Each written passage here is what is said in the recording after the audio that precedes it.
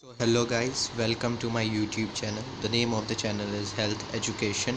Do like it, share it, subscribe it and press the bell icon. Like करें, share करें, subscribe करें, bell icon दबाना ना भूलें। आज के इस वीडियो में हम बात करेंगे sexual reproduction in flowering plant as NEET point of view. तो आप देख रहे हैं यहाँ लिखा है sexual reproduction in flowering plant, जो कि NCERT क्लास 12 बायोलॉजी का सेकेंड चैप्टर है। और आज हम देखेंगे as NEET point of view से कितना इम्पॉर्टेंट है। यहाँ पे बोल्ड लेटर्स में लिखा हुआ है इम्पॉर्टेंट चैप्टर। जैसा कि हमने आपको थंबनेल में बता दिया है कि चैप्टर बहुत इंपॉर्टेंट है नीड पॉइंट ऑफ व्यू से। ये one of the high weightage chapter है, हाई वेटेज चैप्टर है as NEET point of view से, यानी मैक्सिमम क्वेश्चन इस चैप्टर से पूछे जाते हैं। तो अब आप सोचेंगे कितने मार्क्स के क्वेश्चन पूछे जाते हैं, कितने क्वेश्चन पूछे जाते हैं। इससे how much questions are going to come. इससे on an average per year 4 questions आते हैं। On an average per year से 4 क्वेश्चंस आते हैं, और 4 क्वेश्चंस का मतलब हुआ 16 मार्क्स। 16 मार्क्स के question on an average per year इससे आते हैं। ये हाईएस्ट वेटेज चैप्टर है। तो इस चैप्टर को आप ज़रूर पढ़िएगा कि 16 मार्क्स तो आपके हाथ में आ ही जाए। यहाँ पे लिखा है कि इज़ इट इम्पॉर्टेंट चैप्टर। या it is important chapter as it is written है इम्पॉर्टेंट चैप्टर। अब हम बात करेंगे इम्पॉर्टेंट टॉपिक्स की कि इस चैप्टर में से इम्पॉर्टेंट टॉपिक्स क्या है, which topics are important from this chapter. तो पहला इम्पॉर्टेंट टॉपिक जो है वो है पोलन ग्रेन। आप देख रहे हैं डायग्राम है, ये पोलन ग्रेन का स्ट्रक्चर है जिसमें जेनरेटिव सेल है एक और 2 न्यूक्लियस है, एक वेजिटेटिव न्यूक्लियस है और एक जेनरेटिव न्यूक्लियस है, और जर्म पोर है और आउटर एक्साइन है और इनेंटाइन है।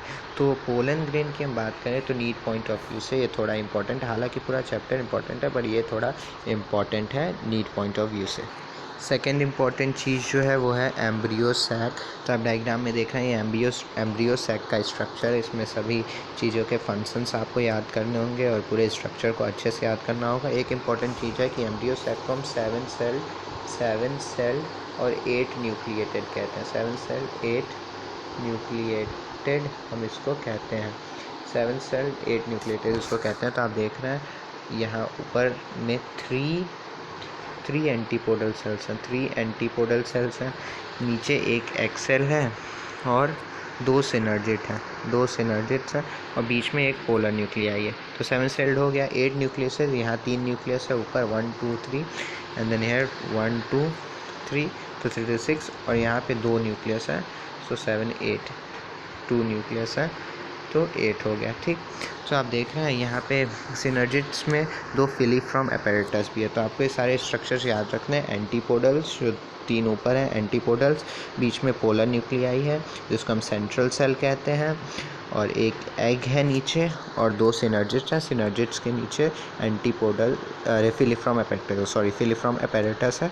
नीड पॉइंट ऑफ व्यू से एम्ब्रियो सैक बहुत इंपॉर्टेंट है। तो आप प्लीज़ एम्ब्रियो सैक को रिवाइज कीजिएगा, याद कीजिएगा। तीसरा टॉपिक जो नीड पॉइंट ऑफ व्यू से इम्पॉर्टेंट है वो है पॉलिनेशंस। पॉलिनेशन है क्या? पॉलिनेशन है transfer of pollen grain from where to where. Transfer of pollen grain का ट्रांसफ़र करना कहाँ से? From anther of one flower to the stigma of another flower. From anther of one flower to the stigma of another flower. तो आप देख रहे हैं यहाँ पे पोलन ग्रेन जो है वो एक प्लांट के एंथर से दूसरे प्लांट के स्टिग्मा पे जा रहा है बाई अ एजेंट। तो ये एजेंट कौन है? एजेंट एक बी है। ये बी है जो एक प्लांट से पोलन ग्रेन को उठा रही है और दूसरे प्लांट के स्टिग्मा पे रख दे रही है, और इसी प्रोसेस को हम पॉलिनेशन कहते हैं। पॉलिनेशन किसी एजेंट के थ्रू होता है। सेल्फ पॉलिनेशंस भी होते हैं, गिटनोगैमी वगैरह, लेकिन इसमें क्या कहते हैं, एजेंट के द्वारा ही ज़्यादातर पॉलिनेशन होता है, जिसमें बीज, एयर, वाटर और भी कई इंसेक्ट्स के द्वारा, ह्यूमन के द्वारा भी होता है। ये था पॉलिनेशन। जो नीड पॉइंट ऑफ व्यू से आपका पॉलिनेशन भी इम्पॉर्टेंट है। और एक इम्पॉर्टेंट बात आपको बता दूं कि on an average per year इससे एक क्वेश्चंस पूछे जाते हैं। एक question on an average per year इससे पूछे जाते हैं। तो इस चीज़ को आप मार्क कर लीजिएगा, लिखना हो तो लिख लीजिए कि एक क्वेश्चन पॉलिनेशन से on an average per year पूछे जाते हैं। तो अब हम इस चैप्टर का ओवरव्यू करेंगे। तो ओवरव्यू करने के लिए हमने इस चैप्टर को 3 पार्ट्स में डिवाइड किया।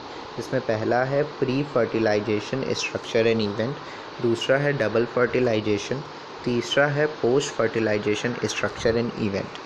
तो pre fertilization structure and event में हमने आउट ब्रीडिंग डिवाइसेस को रखा है, पोलन पिस्टल इंटरेक्शन को रखा है, आर्टिफिशियल हाइब्रिडाइजेशन को रखा है, male and female reproductive system को रखा है, और फ्लावर पॉलिनेशन को रखा है, जो कि इम्पॉर्टेंट है, विच इज़ इम्पॉर्टेंट। ठीक, फिर हमने डबल फर्टिलाइजेशन में स्ट्रक्चर और प्रोसेसेस को रखा है।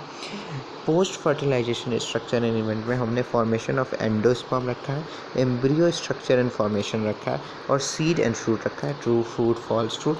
ये सारी चीज़ें हैं जो आपको पढ़नी पड़ेंगी। वैसे तो देखा जाए तो ये पूरा chapter, whole chapter is very important, so आप प्लीज़ उस चैप्टर को बिल्कुल ना मिस कीजिएगा, पूरे चैप्टर को ध्यान से पढ़िएगा कि कम से कम आपके हाथ में 16 मार्क्स आ जाएँ, कि 16 मार्क्स आपके हाथ में आ जाएँ। और आप इस चैप्टर से 2 और टॉपिक एपोमिक्सेस एंड पॉलीएम्ब्रियोनी भी पढ़िएगा। पॉलीएम्ब्रियोनी, आप कोई भी चैप्टर छोड़ दीजिएगा बायो से, लेकिन इस चैप्टर को ना छोड़ेगा। One of the highest weighted chapter NEET point of view से, so do learn this chapter. हमने बता दिया इससे 4 क्वेश्चंस आते हैं, 16 मार्क्स के होते हैं। पॉलिनेशन से on an average per year 1 questions आते हैं। सो आप सारी चीज़ को ध्यान से देखिएगा और अच्छे से इस पूरे चैप्टर को पढ़िएगा। So thank you for watching.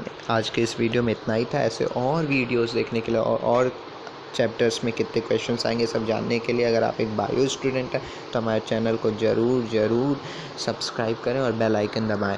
So do like it, share it, subscribe it. Bye.